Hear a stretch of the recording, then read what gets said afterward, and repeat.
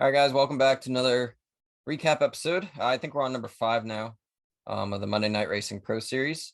I'm Brandon Hauff. It's Michael Massie, and this week we are joined by our special guest, Brett Baldeck. How's it going, Brett? I'm doing well. Still recovering from last night's race. So it was I guess exciting and a lot of tempers, but it was a good race all in all. Whenever it's our one dirt race of the year, so we got it out of the way. Yeah, I could say watching it was exciting, a little bit wild, but we'll jump right into it. The finish, that was a little bit controversial. Yeah. Brett, you were kind of mid-pack. Mike, I know you were watching. Yeah. But what was your perspective?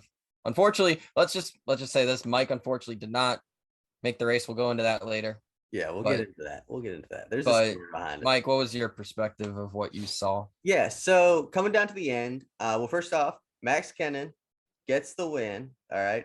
His second career Monday Night Racing win. Did a little homework before this. Thank you, Justin Malillo, for having all these stats compiled for it. His first win since season 2. So Oh wow. Okay. a little bit of I a didn't know that. streak. So I he had no finally idea. got that win, punched his ticket to the playoffs. But as you said, it came with some controversy. It was Landon Huffman leading at the end, and James Bickford was running him down. Coming into the final corners, Bickford goes for the Superman mega slide job to go for the win. He didn't clear him and rode Huffman up into the wall. Bickford crossed the finish line first, just barely ahead of Kennen, but was disqualified, and the win was given to Kennen. And it's something that goes back to season 1, the championship race of Monday Night Racing, where DJ Cummings wrecked Nick DeGroot for the win and the championship, and they disqualified DJ and gave it to Nick DeGroot. So it's kind of the precedent that's been set, where if you kind of wreck somebody in the league for a win, it'll be you're not going to get to keep the win. However, I don't know, I'm torn on this one, because on one hand, yeah, there was no way he was going to complete that pass, right? Yeah. But on the other hand, he didn't exactly completely wreck him. The move he did, I had done to me 5 times probably throughout the heats and the LCQ. So I didn't think it was egregious enough to take the win away, but that's just my opinion. Maybe you guys feel differently. Yeah. I mean, that's fair. I mean, after watching all night, it's kind of like, I know Ford was talking about after the race, like they set a precedent pretty much all night, at least when they were throwing yellows, because I know it happened to you a couple times in the heat. It happened to a lot of people actually throughout the night. They just didn't throw cautions for like the single car spins or anything like that. But yeah, I mean, they kept it consistent, I guess. But I mean, you're racing for a win. And I even said in my article, you do what it takes. Does that mean wreck the guy? Probably not. But I really don't think James meant to wreck him. I think he meant to get to him like that. Maybe kind of, race him like a photo finish to the line.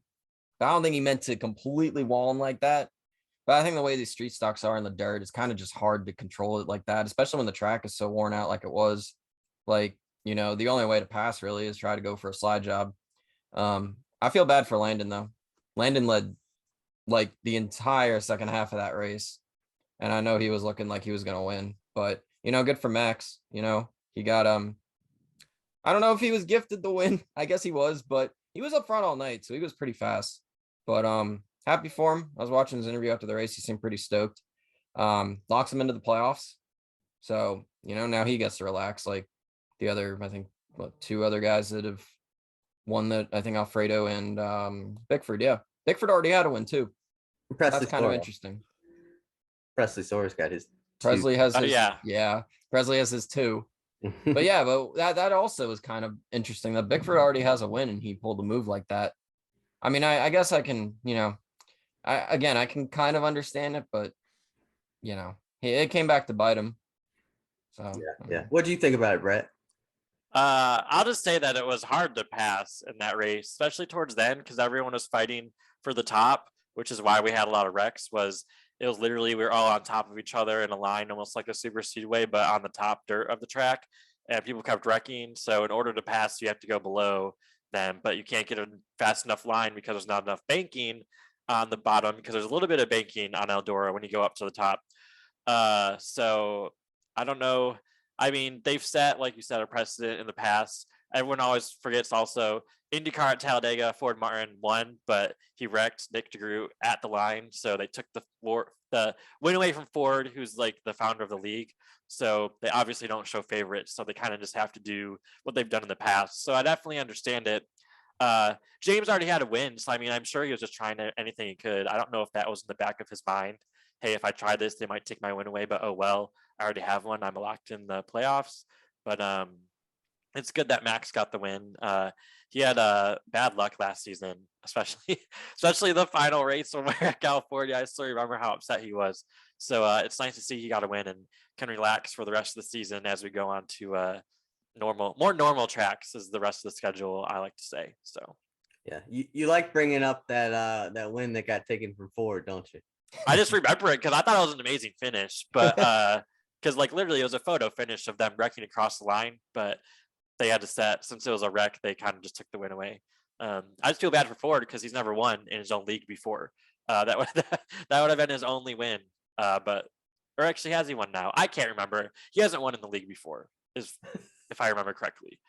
I feel like you're trying to subtly throw shade at him. But no, he's mentioned it to me before. When we hang out, he's like, I haven't won in my own league. I said, oh, I didn't even know that. But we'll see if he can win this season. For those watching, one of the biggest rivalries, as dictated by that video that came out like a couple seasons ago, is Brett versus Ford. They like to thumbs down each other. We don't wreck each other. Yeah, we just talk smack. We don't wreck. There's a difference. Call each other bums, and I don't know. There's a lot of off-track trash talk. There's but when it comes to on the track, you two are the friendliest guys out there. There's a lot of bantering in the Twitter chat. I did wreck him once in my first season under caution at Indianapolis by accident, and I didn't have a microphone at the time, so I just didn't say anything. I just had to message him after. But that was a long time ago now. That was 4 seasons ago, I think. But we still talk back and forth. A lot of smack in the chat and in person. It puts into perspective how long this league has been going too. Yeah. 4 seasons ago. Good lord. Yeah, it's only been around 2 years, but it feels longer. I know. Doesn't it? Yeah, it really does. But yeah, anyway, building off of that, we'll jump into last night, and we'll start with you, Mike. What happened? What prevented you from competing in the main? Describe what happened from your perspective. So the heat race, so I botched my qualifying, right? And the reason I did is because you go out there through this practice session, and after an hour of practicing, the track is trash. And there's no racing line that works around it.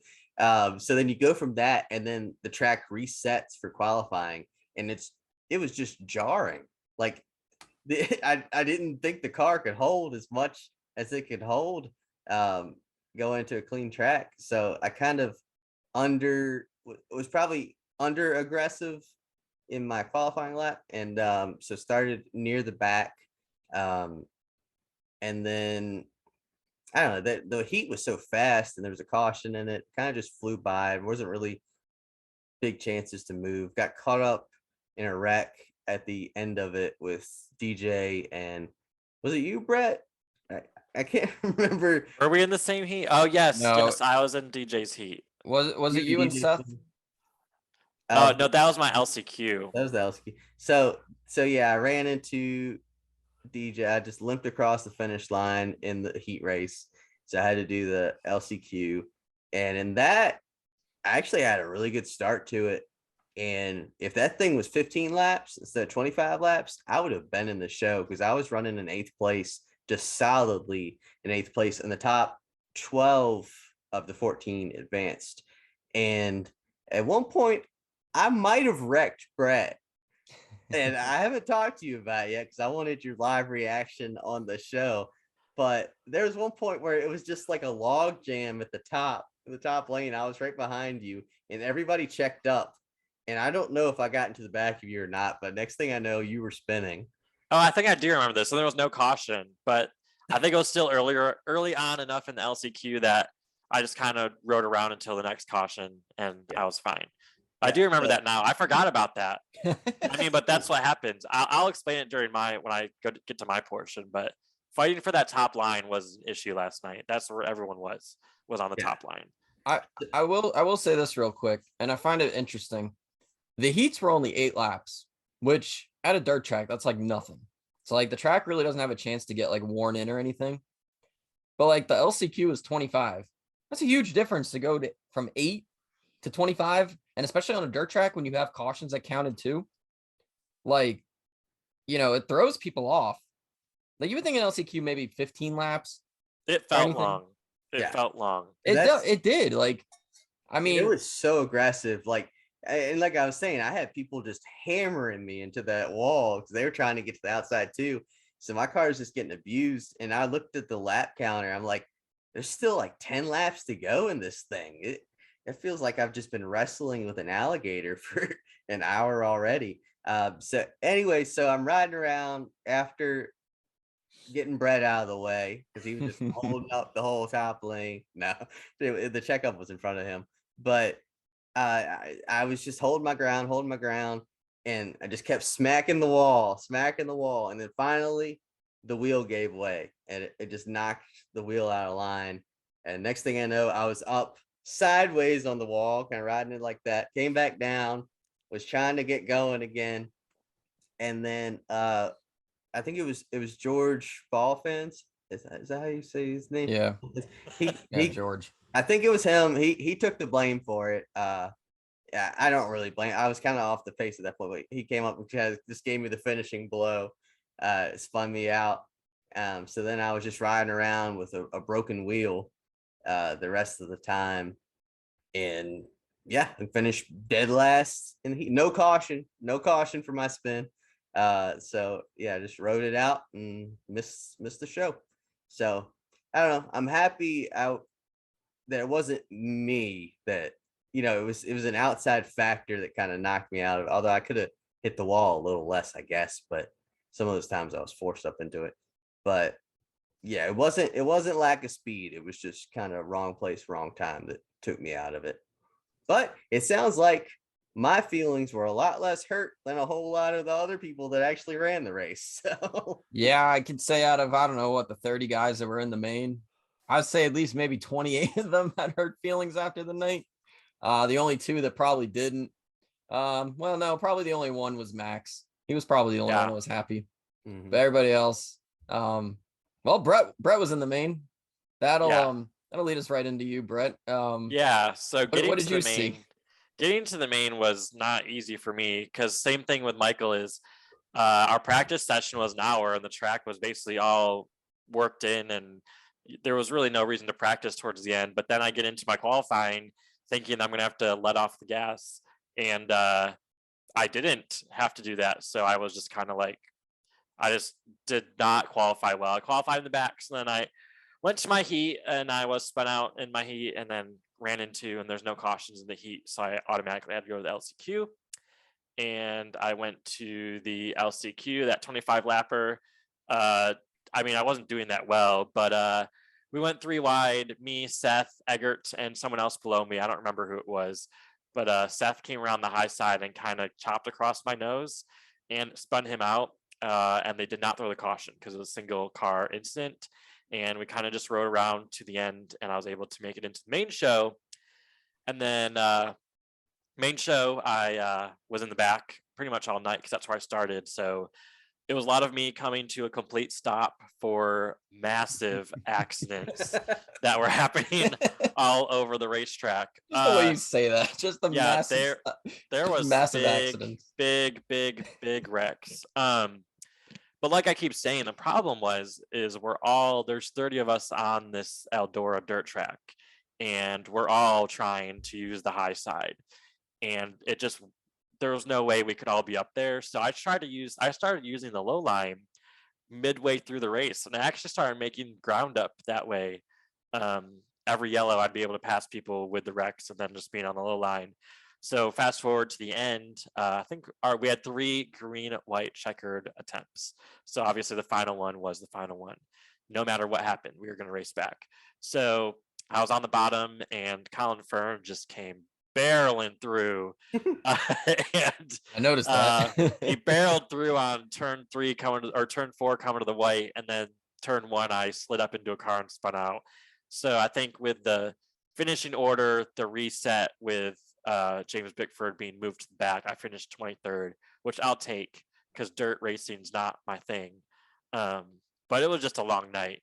I wish Colin would not have run me over, because I probably would have gotten a top 20, maybe a 15th. But he apologized after the race and said he thought I was going to drift up, and I just never did. Which, again, that's because I was planted on the bottom. I was not trying to go to the high side.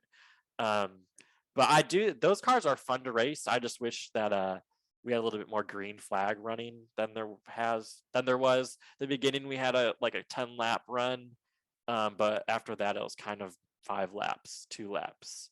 But those cars I really enjoyed it. But as much as I enjoyed it, I'm glad it's only one time a year that we race on dirt. Same. Hey, you shouldn't be so forgiving of Colin. You gotta treat him like he treats Shane Van Gisbergen. I know. Well, Colin was complaining about everyone wrecking, but I'm like, dang, Colin. I'm like, the last 10 laps, he flipped over once, and then he barreled through me. So I don't understand why he was so upset about other people when he was driving just as bad as the people he was complaining about. You know, it's funny. When I was watching, I'm like, nobody's using the bottom. Everybody was just fighting for the top. And I was spotting Nick Olson last night, and I just told Nick, I'm like, Nick, just use the bottom, go past everybody. And he was able to do it. And I know Colin was thinking the same thing, because him and Colin are very similar in their driving styles. And then I just saw Colin, he was destroyed, and he just literally drove everybody in the back. I think he eventually blew up. I don't know if he actually finished the race. But Colin also said Nick was too slow, which caused a. Oh, wait. Nick missed a shift. That's what he said. Remember, he said, shift. Nick, move out of the way. You're too slow. And Nick said, well, just pass me then. I'm pretty sure Colin wrecked right after that. I'm pretty sure that was when there was the track blocker behind Nick. But no, the thing I wanted to say, though, is I do think Eldora with those cars is perfect. Mm-hmm. I think it works great. I think you guys did Knoxville once with them. Yes, we did that last season, I think, or 2. Yeah, we've done that before. I think Eldora is the perfect track for those, just because, number one, even though the high side is predominant, you could use the bottom. You could race with those things. I feel like Knoxville, the high side, even though it is predominant, I don't feel like you could race side by side like you can at Eldora. Just because I think, in my personal opinion, Eldora is probably one of the best dirt tracks in the country. I mean, it's wide. You got room to race. I know people were even using the middle lane last night, which you're not supposed to do. But you can race 3 wide, do it clean. Knoxville, I feel like it's not as wide of a track, so it might not race as good with those cars. I like Knoxville, but I don't know. I think for the dirt street stocks, though, Eldora is perfect. I've personally driven on Eldora with those, and I mean, it's one of my favorite car and track combos. So I told the officials that I think we should have, like we mentioned, there was 30 cars. I think the main should have only been 15. I just think there was too many of us on the track. 15 cars I thought would have probably made a better race, but they want as many people to race as possible, which I understand. But they will revisit that next season, I am sure. Can you guys imagine if you were using sprint cars on those? Oh, geez. I mean, you guys would have been flipping like crazy. I mean, I don't know I feel like maybe if we did, we would have been able to get away from each other a little bit more. I'm not sure though, because I feel like street stocks are it's almost like you have a restrictor plate on because we're all going the same speed. Yeah. So it's a much larger car too. It's like throwing a boat in the corner. Seriously. I mean, listen, you drive like a 410 sprint car on that track, and I mean, that takes throttle control and all that. 305, the 305 sprint car with those things, I feel like that is what would keep the pack together. Because literally, you flat just out hold it wide open. And I mean, there would be absolutely no passing because I mean, they have no power, can't run the bottom, can't do anything with them. That doesn't sound fun. No, I mean, I've done it plenty of times, but it's fun to an extent, but you know. But anyway. I will say last night was better than it was I think it was the first season we had a dirt race, and I want to say Knoxville, and it was like a 60 lap race where caution laps didn't count. And we basically had 60 restarts. It was just like 60 mini restarts going on. So last night was a much better race than that because there were a couple green flag stints, you know. Yeah, I mean, at least you guys were able to race some. I mean, it wasn't a lot, but you were able to race some. But anyway, let's get to I want to ask Brett, because our last two guests on the show, we've had Robbie Lyons and Nick Olson. Who are they? Yeah, two different perspectives really in the real life world, because you got Robbie, who is the actual race car driver in NASCAR. Nick comes from predominantly iRacing, has no real life experience, does the PR for Robbie, who's got that side of it. Brett, you're a news reporter, so this is all completely different for you. Blur that out. Yeah, there you go. He's Queen City News. There you go. City News, Charlotte, North Carolina. Watch us if you're in town. I just want to ask you, what got you started or interested in the sim racing part of it? Obviously, it's an interest of yours now. It's a hobby. I can tell you love Monday Night Racing and just racing on iRacing in general. So, where'd you start with it? How do you feel like you're progressing, and what can you, what I guess what I'm trying to say is how much do you love it? All that. Yeah, so we'll have to rewind. I'm not even joking. We'll have to go back 20 years to talk about how I started sim racing. So I started on NASCAR racing 2002 season. I was 12 years old at the time. So we had just gotten, this is like way back in the day when people were transitioning from dial-up internet to high-speed internet, and we transitioned to high-speed internet from AOL. And I had this game, NASCAR Racing 2002 season, but I was just racing it on my computer by myself, single player. But there was always this multiplayer option. I'm like, what the heck is that? And I finally, when we got the high-speed internet, I finagled around and finally figured out how to log in and like log on. And I just started racing. And it was so much fun. And then they came out with 2003, NASCAR Racing 2003 season. So I just transitioned over to there, joined some leagues. I don't know if people remember, Dale Earnhardt Jr. had DMP Online Racing League, which was the hardcore racing league. You couldn't use any aids or anything. So I raced a few races with them. I learned how to race without aids, which is like the best thing ever, because I felt like a real race car driver. There's a Tim Richmond joke in there. What'd you say? There's a Tim Richmond joke in there somewhere. So I raced without driving aids on, and so I raced 2003 season. So if people remember, 2003 season was the last like sim racing game to come out by Sierra and Papyrus before everything broke apart.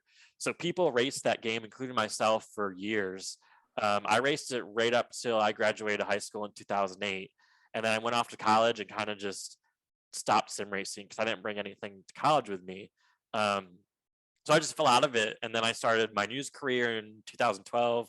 When I graduated college, I'd always heard about iRacing for 10 years now. I'd heard about it, never pulled the trigger because it's a lot of money buying a computer wheel when you don't have anything. 2020 came, pandemic happened, hard shutdown in March. I remember I'm like, let me see what this iRacing thing's all about. So what I did first was watched some online broadcasts of whatever was on iRacing TV at the time. Thought it was amazing. So I'm like, let me pull the trigger now. Let me just buy a computer, buy a wheel, buy the monitor, because I'm bored. Everyone's stuck inside. So I did that. I'll never forget. I logged on, got everything connected. Of course, you start with a rookie license, legend cars, Charlotte Speedway, little oval there. I was so nervous the first time I logged on iRacing on these little legend cars. I'm like, I don't want people to yell at me for hitting them. I haven't been sim racing since 2008. I was just so nervous. Finally, though, I like learned, once you get back into it, also, it's like you forget about all the stuff you have to learn about incident points, how to even join a race. I was just so confused about everything. Finally learned that within a month or so. And then on social media, I kept seeing all this stuff about this Monday Night Racing League, about like drivers and media members. I had no idea. I'm like, what is that? So I just tweeted at them one day and I was like, hey, do you mind if I join? And I already responded and said, yeah, come on. So they let me join. And my first race was Homestead Trucks, and I didn't have a headset or anything, so I couldn't talk to anyone. I just kind of raced by myself, all quiet, no Discord. I accidentally wrecked DJ Cummings, who at the time I had no idea who that was. DJ Cummings, who the heck is that? Wrecked him. He didn't say anything.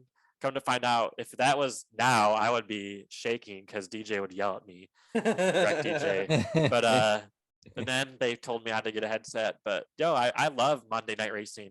It's a lot of fun. Just something I look forward to on Mondays, because I've said this before when people have asked me. Mondays are a drag, but it gives you something to look forward to at night when you're able to race, but also get on Discord and talk with people who have similar interests. Obviously, we all like racing. That's why we're racing on Mondays. It's cool to be able, I've made some friendships through it, and since I'm a news reporter, I've been able to do stories on the drivers we race with, like Will Rogers I did a story with, and there's Ryan Vargas I've done a couple stories on. And it's just cool to race with some of the people we race with. I mean, we raced with Mario Andretti at the Indianapolis Motor Speedway, although we had strict rules that we couldn't race near him. It was still fun, but no, but You Monday still can night, say you raced with Mario. yeah, I Andretti. mean, yeah, it's been fun. It's always, every season is different, but like I said, we all have common interests, even though at the end of the day we may yell at each other. We're all here for the same reason. So that was a really long story. I don't know if you all timed me, but that was a long story about how I got into Monday Night Racing. But it technically all started back in 2003, so 20 years ago. About. That's crazy to think about. 20 years ago, I was 6 years old, and turning 7 years old, and I was playing NASCAR Thunder. This is the thing. So this was back 20 years ago. I lived with my parents, obviously, in Rochester, New York. My dad still has my original wheel and pedals from 20 years ago. It's a Momo. I don't know if Momo still makes stuff anymore. I remember Momos. It's a Momo wheel and pedals that I don't think would work with iRacing, but he still has them. They're still sitting in a closet up there. But when you look at that wheel and compare it to what I'm sitting in front of now, it's like night and day. So they only get better, as time goes on. Yeah, I don't know how I ever steered with the joystick. Oh, well, when I started, I used a game controller when I first started on racing in 2002 season. And I'm glad I finally upgraded to a wheel, because I don't know how I raced on a controller. No way. Better than I did when I first started. I had a freaking 4-year-old laptop, 5-year-old laptop that couldn't even handle the game, and I was using the literal arrows to steer in the car. And I'm like, oh, this is terrible. Like, I can't do this. And then I finally got a wheel, and then I'm like, I don't know how I ever raced on a keyboard. Couldn't do it on a controller either. Yeah. It's just hard left, hard. Exactly. Yeah. It was like you can't control it. It's just either you go hard left, hard right. Tap. You got, and there's no half throttle, none of this. Nah, it's either full throttle, full brake, or no brake, no throttle. But yeah, that was a cool story, Brett. I didn't actually know you started 20 years ago. That's actually really cool. Shows how old I am. I'm 32 for people that are wondering. No, I'm not far behind. I mean, I'm turned 27, so. But 20 years of trying. 20 years of I still haven't won a That's race in MNR yet, so we'll Hey, hopefully it doesn't coming. take me 20 years. We say this show is going to be good luck for everybody. So you're our third guest. Robbie unfortunately didn't race last night. Nick was in position to win a race. Nick's gonna win this year. I know he will. All right. Well, you're up then. Well, we got Talladega. Talladega might be my best chance, and we have a There you go. Daytona coming up. So Okay, there you go. Yeah, but speaking of that, next week is Dega with the next gen cars. So as everybody knows, that's a wild card in itself. What do we expect? I mean, I would expect the same a thing we saw at bloodbath. Daytona. I don't even know if you could pick a favorite, really. So I feel like David Schildhouse is always pretty good.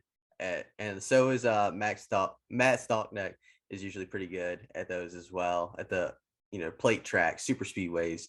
Raj is usually pretty good, but he will muscle literally his way to the front. We know that. He may wreck you getting there, but he'll be at the front. You don't want to be in front of him. You want to follow him to the front. Exactly. I've done that before, and it was like the sea just parted.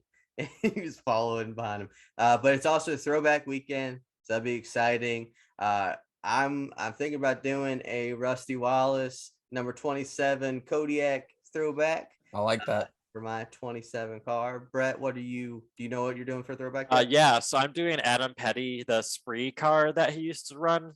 And I didn't know up until 2 years ago that the Spree car he was running was not the candy. It's like some, like, isn't it a credit card or some kind of Sprint?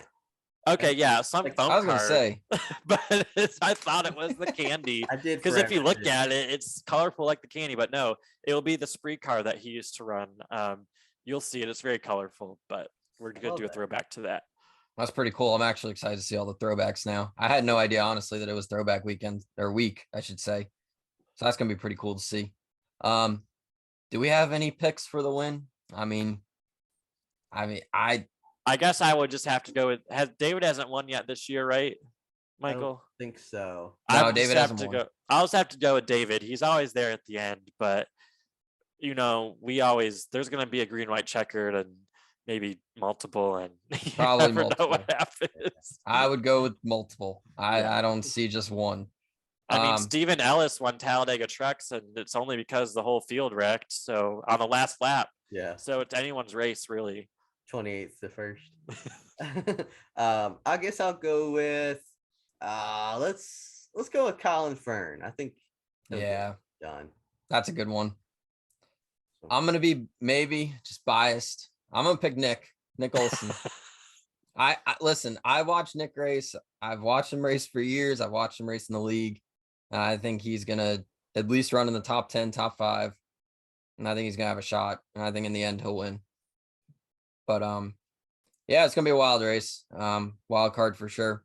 I don't know how many races until the playoffs, but we're getting down to it. It's I know close. that. Yeah, the season's going by pretty fast. I know we're already on week 6 next week. That's crazy. But any closing thoughts, guys? Thoughts, prayers, anything? I just tune in this Monday night to Podium Esports, 8 p.m. Watch some action. There you go. And both of these guys will be in the race. I'm almost positive for sure Mike will make the race this week. There won't be any unforeseen circumstances or anything like that. But we thank Brett for joining us. It was great hearing his story, hearing his side of things, learning more about him. But as for next week, stay tuned. We will have another special guest to be determined right now. But yeah, we'll see you guys next week. Tune in on Monday night at 8 p.m. on Podium Esports, as Mike said. But until then, we're signing off. See you guys.